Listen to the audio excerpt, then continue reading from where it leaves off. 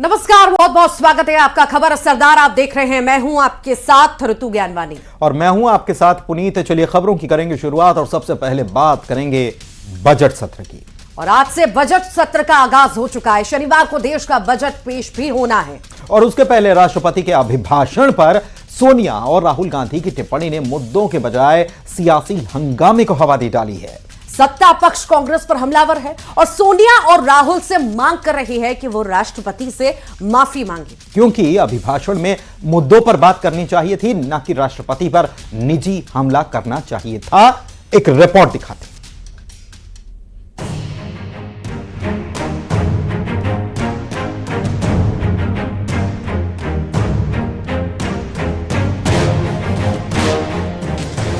Boring.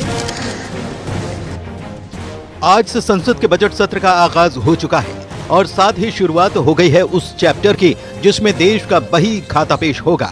अगले एक साल के लिए लेखा जोखा होगा, देश के विकास की बात होगी, विपक्ष के सवालों की बौछार होगी और जवाबों से सरकार का पलटवार होगा। हर बार की तरह इस बार भी बजट सत्र से जनता को उम्मीद है, उम्मीद बेहतर कल की, बचत की और मां लक्ष्मी की कृपा बरसने की। इसी का पैगाम प्रधानमंत्री मोदी ने भी दिया। मां लक्ष्मी को प्रणाम किया, विकसित भारत के संकल्प को दोहराया और अपने अंदाज में विरोधियों पर वार भी किया। मैं मां लक्ष्मी से प्रार्थना करता हूं कि देश के हर गरीब एवं मध्यम वर्ग समुदाय पर मां लक्ष्मी की विशेष कृपा रहे। यह बजट सत्र, ये बजट एक नया विश्वास पैदा करेगा, नई ऊर्जा देगा कि देश जब आजादी के 100 साल मनाएगा तब विकसित होकर रहेगा।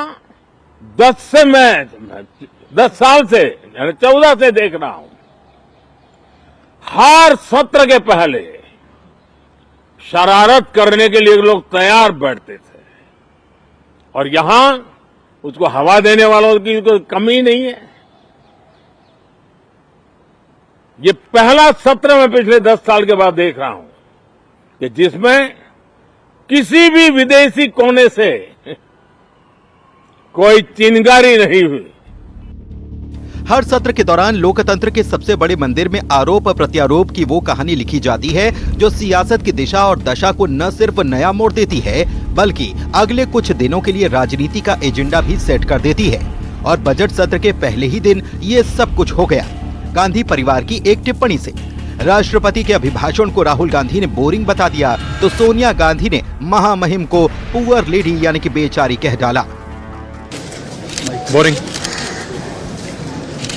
No comment. No, the poor lady, the president was getting very tired by the end. Boring. No comment. No, the poor lady, the president was getting very tired by the end. राष्ट्रपति पर सोनिया और राहुल गांधी की टिप्पणी ने सियासी बखेड़ा खड़ा कर दिया है। बीजेपी पूरी तरह से हमलावर है।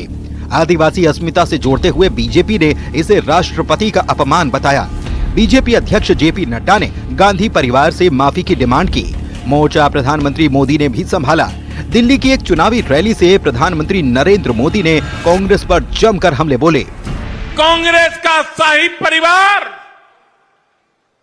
उनके अपमान पर उतर आया है। शाही परिवार के एक सदस्य ने कहा कि आदिवासी बेटी ने बोरिंग भाषण दिया। दूसरी सदस्य तो इससे भी एक कदम आगे बढ़ गई। उन्होंने राष्ट्रपति जी को पुअर थिंग कहा, गरीब कहा और चीज कहा, थकी हुई कहा। एक आदिवासी बेटी का बोलना इनको बोरिंग लगता है। ये देश के 10 करोड़ आदिवासी भाई बहनों का अपमान है। भले ही इस बार किसी विदेशी चिंगारी से देश की सियासत नहीं झुलसी, लेकिन राष्ट्रपति पर सोनिया और राहुल गांधी की टिप्पणी ने चिंगारी बनकर सियासत में ऐसी आग लगाई जिसके जल्द बुझने के आसार तो फिलहाल कतई नहीं हैं, बल्कि लपटें भीषण होने की संभावनाएं पूरी है। Bureau report, news 18। Boring. No comment. No, the quarrel is the president is getting very tired by the end. और महाकुंभ में मौत की भगदड़ आखिर कैसे हुई, इसकी पड़ताल अभी जारी है। लेकिन इसके पहले बागेश्वर धाम के पंडित धीरेन्द्र कृष्ण शास्त्री ने बड़ा बयान दे डाला है। उन्होंने भगदड़ को साजिश बता दिया है और कहा है कि यह भगदड़ प्रायोजित थी। धीरेन्द्र कृष्ण शास्त्री को पता है कि यह भगदड़ प्रायोजित थी। और इधर महाकुंभ में भगदड़ के बाद सिंहस्थ में सुरक्षा को लेकर पुजारी महासंघ चिंता में है। महासंघ ने सीएम को पत्र लिखा और यह मांग की कि स्नान के दौरान अखाड़ों की पेशवाई के साथ सभी वीआईपी और वीवीआईपी एंट्री पर रोक लगाई जानी चाहिए।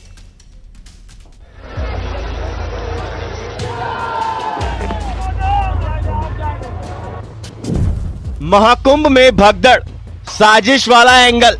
यहाँ पर बहुत षड्यंत्र चल रहे हैं, जगह जगह आग लगाई जाएंगी, अभी और उपद्रव करेंगे।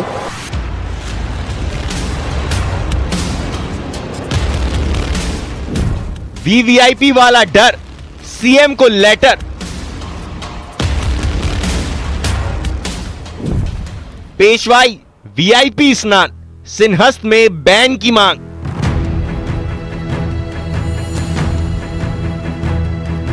और पेशवाई निकलती है तो राम घाट पूरा रोक दिया जाता है। इसलिए हमने एक सुझाव दिया है कि ये प्रथा पर भी अंकुश होना चाहिए।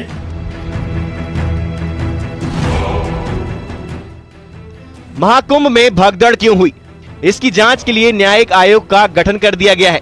न्यायिक आयोग हादसे की वजहों की जांच करेगा और सरकार को अपनी रिपोर्ट सौंपेगा। लेकिन उससे पहले बागेश्वर धाम के पंडित धीरेन्द्र कृष्ण शास्त्री ने भगदड़ पर बड़ा बयान दिया है। उन्होंने भगदड़ को सनातन के खिलाफ साजिश बताया है। यहाँ पर बहुत षड्यंत्र चल रहे हैं, जगह जगह आग लगाई जाएंगी, अभी और उपद्रव करेंगे। छवि को खराब करने के लिए, सनातन को मिटाने के लिए, हिंदुत्व के ऊपर प्रश्न चिन्ह खड़ा करने के लिए बहुत षड्यंत्रकारी यहाँ वेश बदल के घूम रहे हैं। बाबा का आरोप है कि बहुत षड्यंत्र रचे जा रहे हैं छवि खराब करने के लिए, सनातन को मिटाने के लिए षड्यंत्रकारी घूम रहे हैं। बाबा भगदड़ को प्रायोजित बता रहे हैं। निश्चित रूप से सतर्क है, जांच कमेटी गठित हुई है तो तथ्य निकल के आएंगे, बहुत बारीकी से जांच होगी। तो हमें ये पूर्णतया आभास है ये सब प्रायोजित चल रहा है, पूर्ववत ही प्रायोजित चल रहा है। भीड़ है, धक्का मुक्की, ये सब ठीक है, संभव है। और इस प्रकार का जो हुआ है ये निश्चित रूप से किसी प्रायोजित तरीके से, प्रयोजन से ये रखा गया, प्रायोजित किया गया। महाकुंभ में हुई भगदड़ के बाद अब उज्जैन में आयोजित होने वाले सिंहस्थ को लेकर पुजारियों में चिंता बढ़ गई है। सिंहस्थ में भगदड़ जैसी घटना नहीं हो, इसके लिए भारतीय पुजारी महासंघ ने सीएम डॉक्टर मोहन यादव को एक सुझाव पत्र भेजा है। 28 में महाकुंभ होने जा रहा है, जिसे हम सिंहस्थ पर्व बोलते हैं।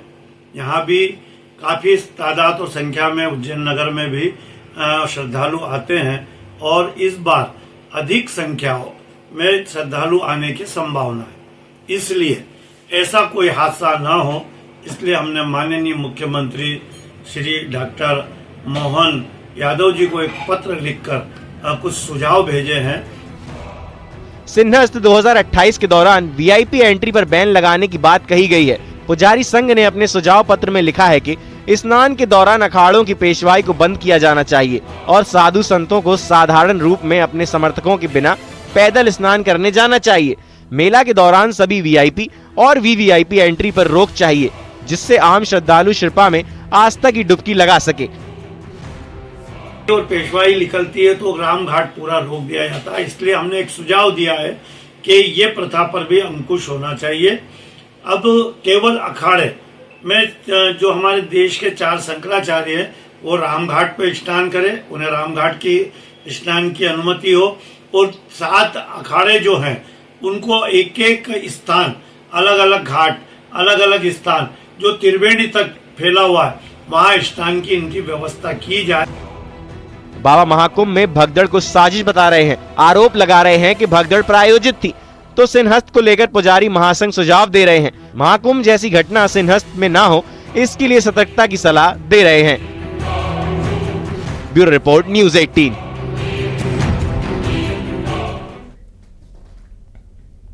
और प्रयागराज महाकुंभ में बड़ी हस्तियों के आने का सिलसिला लगातार जारी है। प्रधानमंत्री नरेंद्र मोदी भी 5 फरवरी को महाकुंभ पहुंचेंगे और लगभग 5 घंटे तक अलग अलग कार्यक्रमों में हिस्सा लेंगे। महाकुंभ में पीएम मोदी के दौरे की तैयारियां भी की जा रही हैं। ये रिपोर्ट देखिए।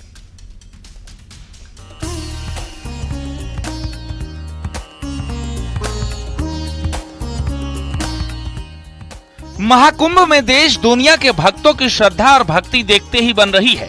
साधु संत और अखाड़ों की अलौकिक दुनिया से हर कोई रूबरू हो रहा है। करोड़ों श्रद्धालु महाकुंभ में स्नान कर चुके हैं। प्रधानमंत्री नरेंद्र मोदी भी 5 फरवरी को प्रयागराज पहुंचने वाले हैं। पीएम मोदी सुबह 11 बजे प्रयागराज के बमरौली एयरपोर्ट पर लैंड करेंगे और लगभग 5 घंटे तक महाकुंभ से जुड़े कार्यक्रमों में हिस्सा लेंगे। 5 फरवरी को सुबह 11 बजे पहुंचेंगे प्रयागराज। अरेल से संगम घाट स्नान के लिए जाएंगे। सेक्टर 6 स्टेट पवेलियन का लेंगे जायजा। नेत्र कुंभ भी जाने का पीएम का कार्यक्रम है। पीएम मोदी की अगवानी के लिए सीएम योगी भी प्रयागराज पहुंचेंगे और एयरपोर्ट पर उनका स्वागत करेंगे। प्रधानमंत्री नरेंद्र मोदी के महाकुंभ में आने का कार्यक्रम लगभग फाइनल हो गया है।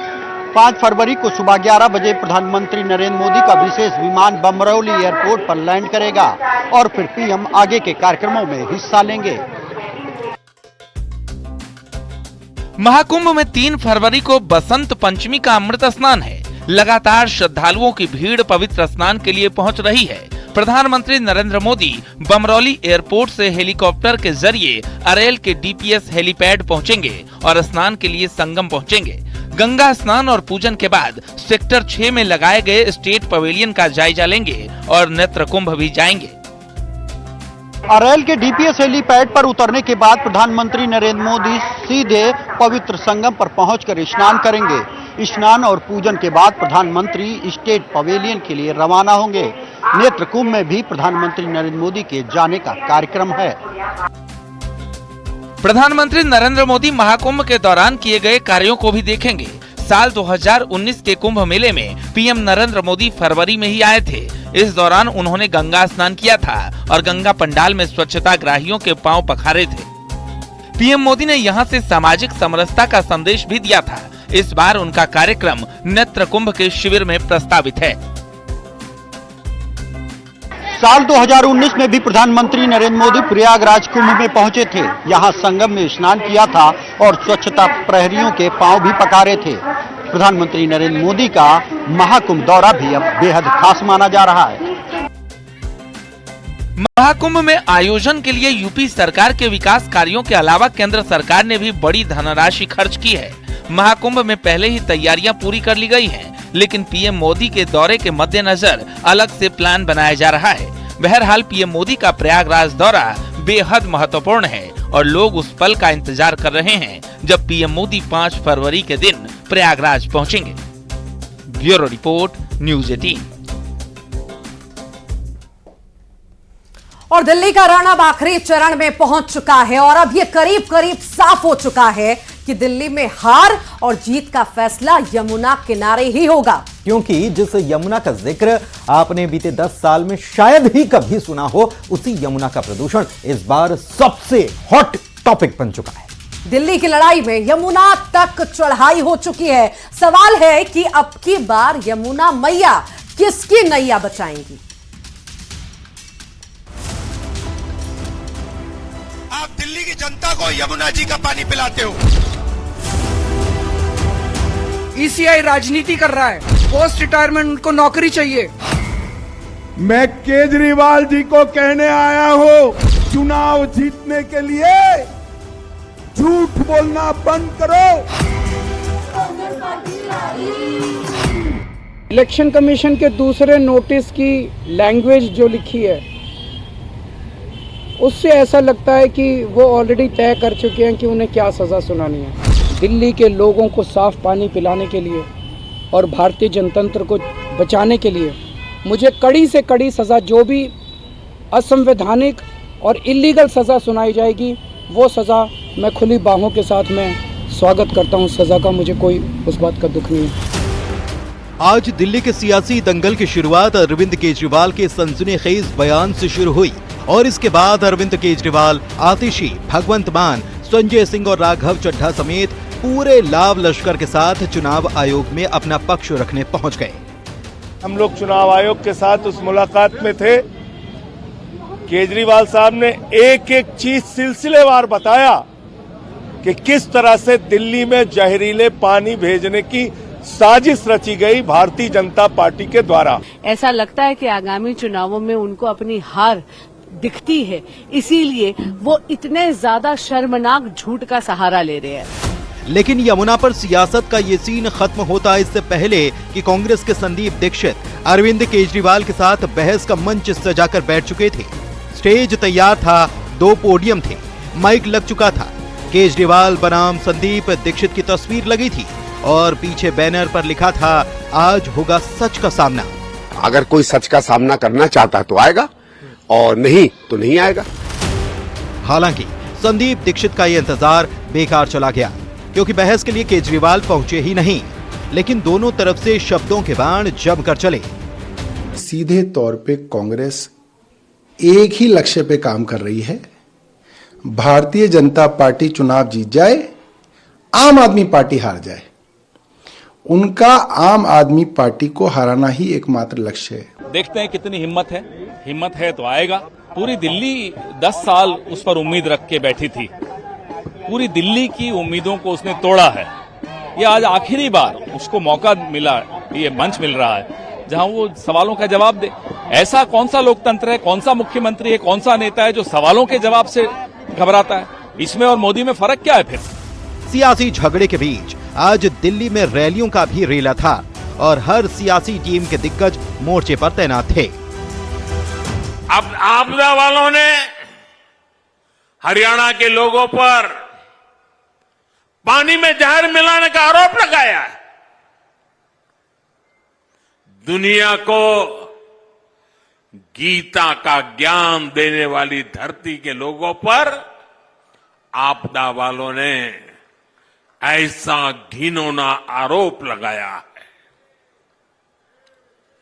इतनी जहरीली राजनीति देश तक कभी नहीं देखी। आपदा नहीं सहेंगे, बदल के रहेंगे। दिल्ली में मतदान की तारीख करीब आने के साथ ही सियासी तनाव बढ़ रहा है और जीत के लिए अपने अपने तरीके से दांव चले जा रहे हैं। लेकिन इस सब के बीच लाख टके का सवाल है कि मुद्दों की जंग में कौन किस पर भारी पड़ रहा है।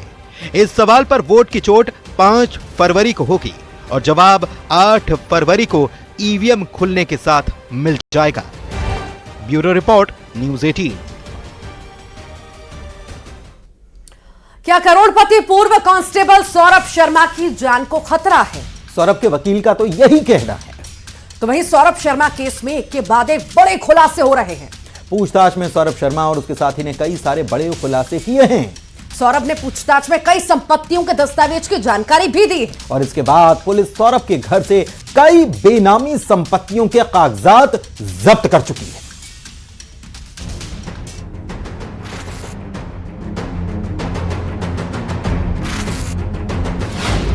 एमपी के धन कुबेर के खुलते राज। कैश कांड में सबसे बड़ा खुलासा। काली कमाई के कितने राजदार। सौरभ शर्मा की जान को किससे खतरा। एमपी में काली कमाई के धनकुबेर सौरभ शर्मा की गिरफ्तारी के बाद एक से बड़े एक खुलासे हो रहे हैं। रोजाना सौरभ शर्मा से जुड़ी नई संपत्ति सामने आ रही है। भोपाल से इंदौर तक सौरभ शर्मा की अकूत संपत्ति से अफसर भी हैरान हैं। ग्वालियर, भोपाल, इंदौर, प्रदेश के हर कोने में सौरभ शर्मा और उसके साथियों की संपत्ति फैली है। सौरभ शर्मा केस में एक के बाद एक बड़े खुलासे हो रहे हैं। पूछताछ में सौरभ शर्मा और उसके साथी ने कई बड़े खुलासे किए हैं।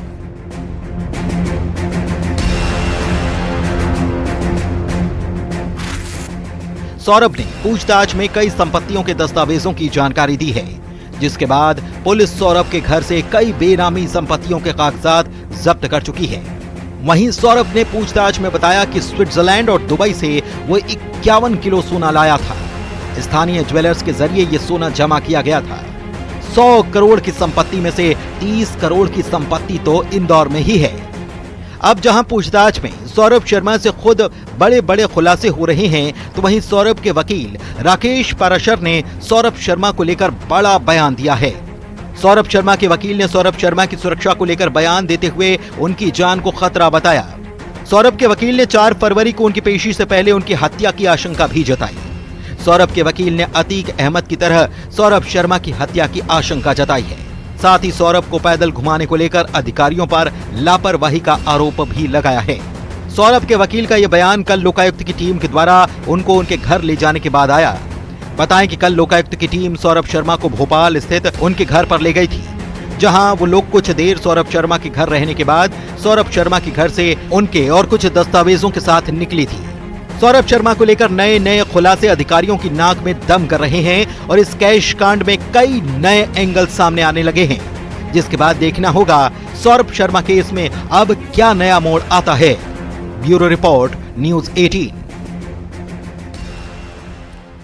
वाराणसी में गंगा की लहरों पर बड़ा हादसा टला है। 2 नावों की आपस में टक्कर हो गई है और इस टक्कर की वजह से कई श्रद्धालु नदी में गिर गए। एनडीआरएफ और जल पुलिस ने हालांकि तत्परता दिखाई और सभी की जान बचा ली गई। देखिए,